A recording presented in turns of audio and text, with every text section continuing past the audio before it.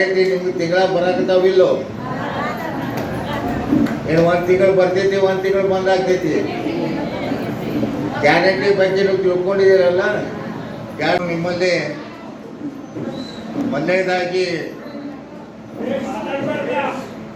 ಕೈ ಮುಗಿದ ಬೇಡ್ಕೊಳ್ಳೋದು ಏನಂದ್ರೆ, ನಾಳೆ ಮೇ 7ನೇ ತಾರೀಕಿಗೆ ಲೋಕಸಭಾ ಚುನಾವಣೆಯಲ್ಲಿ ಕಾಂಗ್ರೆಸ್ಸಿನ ಅಭ್ಯರ್ಥಿಯಾದ ಹುರಿಯಾಳಾದ ಪ್ರಿಯಾಂಕಾ ಜಾರಕಿಹೊಳಿ ಅವ್ರನ್ನ ಪ್ರಚಂಡ ಬಹುಮತದಿಂದ ಆರಿಸ್ಕೊಡ್ಬೇಕಂತ ನಿಮ್ಮಲ್ಲಿ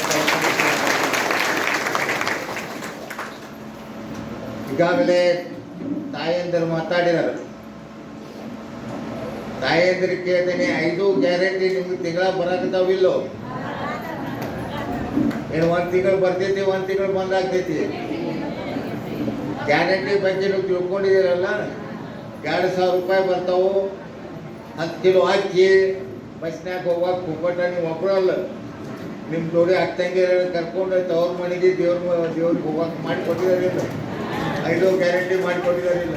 ಈ ಸರಿ ಕಾಂಗ್ರೆಸ್ ಮತ ಹಾಕ್ತಾರೆ, ಹೌದಲ್ಲ ಎಲ್ಲರೂ? ಹೌದು, ನಿಲ್ಲ ಮತ.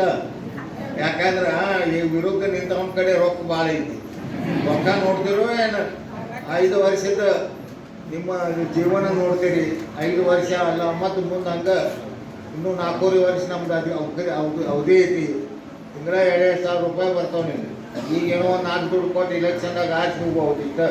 ಆದ್ರೆ ದಯವಿಟ್ಟು ಒಂದು ಮಾತು ಹೇಳ್ತೇನೆ ಎಲ್ಲರಿಗೂ, ಹೆಣ್ಮಕ್ಳಾಗಲಿ ಇವ್ರಿಗಾಗಲಿ, ನೀವು ಕೈಗೆ ಮತ ಕೊಟ್ಟು ಆರಿಸ್ಕೊಡ್ಬೇಕಂತ ನಿಮ್ಮಲ್ಲಿ ಕಡೆಗಳಿಂದ ಕೇಳ್ಕೊಳ್ತೇನೆ. ಈಗಾಗಲೇ ನಿಮ್ಮ ಊರಾಗ ಏನದಾವ ಸಮಸ್ಯೆ ನನಗೆಲ್ಲ ಗೊತ್ತಿತ್ತು.